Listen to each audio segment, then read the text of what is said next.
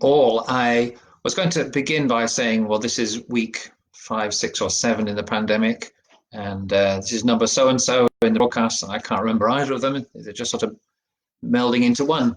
So I hope you're benefiting from them as we work our way through Ephesians. We're nearly at the end of chapter 1. Last week we talked about the way in which God's power works for us, not always sparing us from difficulties, but always sustaining us through these things. Well, here's another aspect of the power that the text tells us about. It tells us that God placed all things under his feet and appointed him to be head over everything for the church. That's speaking about Jesus. Or maybe you, on your travels, you've been to some of these grand places that have these vast painted ceilings, where the artistic effect is such that when you look up, you see what looks like an infinite space stretching into heaven. Figures crowd around the edges of it, looking upwards. Perhaps there's some important person painted there, perhaps going up to heaven itself, and then in the center, quite often it's Jesus, who's looking down, blessing the multitudes. Well, that's not what this text is about, actually, really. Those paintings represent a particular era, and they often give you the impression that Jesus is ruling for the sake of the rich and the powerful, because there's often a political statement. Maybe it's a king or a prime minister or just the rich owner of the house who's being carried into heaven. And of course, all the figures in the representation are white. If there's somebody who's not white, that's usually a picture of a conquered nation. But having said that, they are trying to represent something of what this text is about, that Christ is the center, ruling, and everything is under his feet. But what does it really mean? Well, there are a couple of other places in the New Testament where this phrase appears, everything under his feet.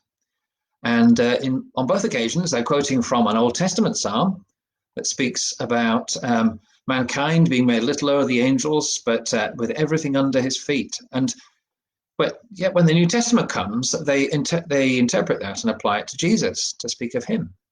So in Hebrews chapter 2, you have a quote from, the psalm, where it speaks about everything under his feet. And it says, well, Jesus, he was made a little lower than the angels, came down from heaven to us in order to be with us, to live with us, and to suffer for us. And now, as a result of that, we see him crowned with glory and honor, everything under his feet. And speaking about the fact that he tasted death for us, he defeated death for us. In 1 Corinthians 15, where Paul writes, it's his great text about how the resurrection works itself out, with Jesus being raised, and then us being raised, and then the world being brought to an end, and eternal life ushered in. So he gives this picture of the order that Jesus comes, he brings his faithful with him, he brings an end to earthly power, which is what Ephesians is talking about, and he destroys all his enemies. And the last enemy, it points out, is death itself. And then it quotes the psalm. For everything, he placed everything under his feet. Everything, the last enemy included. Well, this pandemic has demonstrated how weak we are in the face of death. We probably, in Western Europe, thought little about it because, in general, our medical facilities are so good. But it doesn't take much, does it, to show how weak we are, how frail, how vulnerable. Yet Jesus stands before us as one who has defeated death, and he has death under his feet. He says in Revelation, I am the living one, and I was dead, but behold, I am now alive forever and ever, and I hold the keys of death and Hades. That's in a way what this means. When death is under his feet, it is at his control now. In the end, he will bring it to an end. He says in John's Gospel, I am the resurrection and the life, and those who believe in me will live even though they die. That's the hope we have. And then he adds something which is quite powerful in itself. Whoever lives and believes in me will never die. Do you believe this? That's what it means for us, that Jesus has all things under his feet.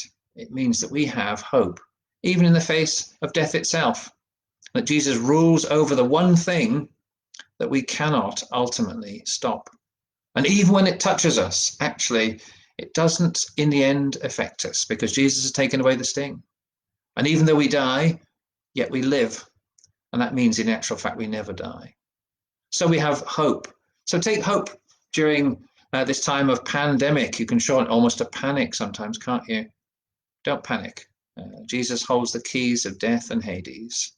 He is the living one, and you belong to him. So be encouraged by that today, and I hope to see you tomorrow.